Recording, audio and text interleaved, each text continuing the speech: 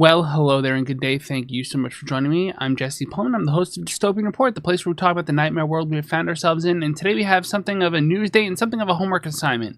It's really like the first homework assignment I'm giving you, and I really do hope you'll watch through to the end, subscribe to the channel, and do this homework assignment. Leave a comment and let me know you did it. Let's look at an article real quick.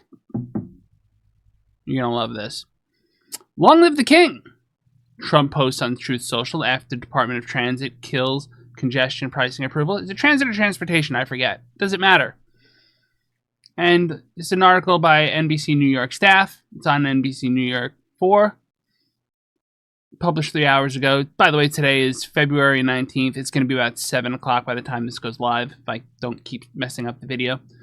And Donald Trump on Truth Social said, "Congestion pricing is dead. Manhattan and all of New York is saved. Long live the king."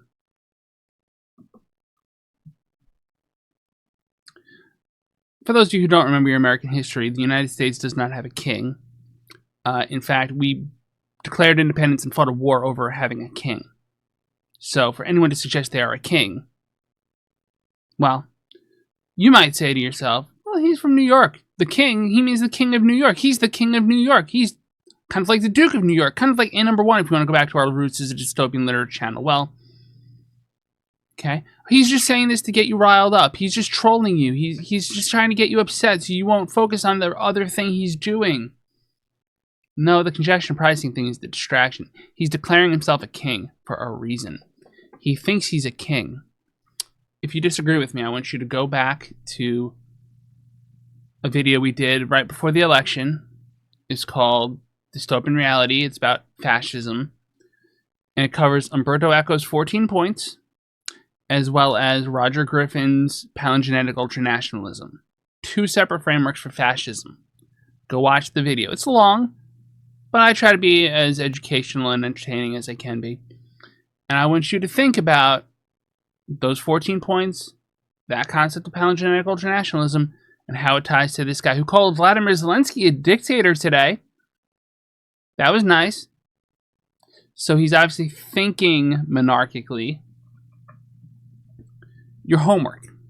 Because I said I would get to homework and I don't want to keep you too long. It's a school thing. 3 phone calls. 3 phone calls. You have a representative and 2 senators. Your job is to call them and ask them what they are doing about the president declaring himself a king.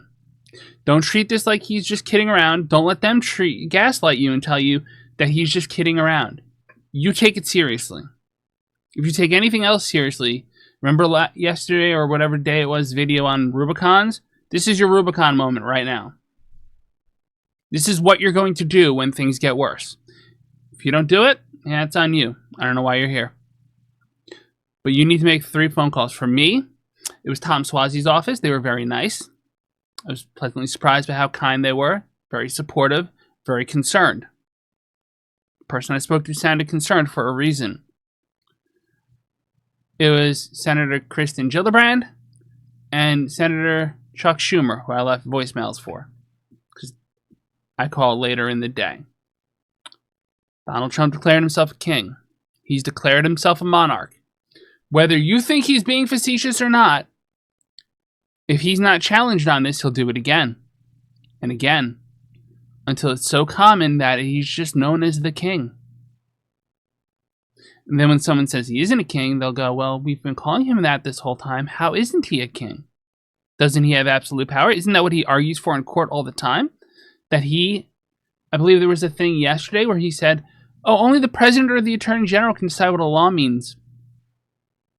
Not Congress who wrote it, not the courts who interpret it, but the president. He's not a king. No, he's telling you what he thinks. He's being transparent. He's such a narcissist, that's what he would do. Anyhow, I'm going to point the camera at Ariel. As you can see, there may be physical issues with getting a bigger green screen because there's not enough room in this office. I know the green screen is a running meme. I want to thank you all so much for joining me. Again, if you appreciate this video, if it's giving you something to think about, maybe some cause for action, please do take a moment, like the video, subscribe to the channel, share it with your friends, and make sure you make those phone calls. These might be the 3 most important phone calls you make in your life, or at least your political life, if not your personal life. Maybe a call to a doctor or a husband or something is more important, and I can respect that. But politically speaking, these are the most important phone calls you might ever make, and they might be your last chance to make them. Thank you so much for joining me, as always, on this channel. Pieces.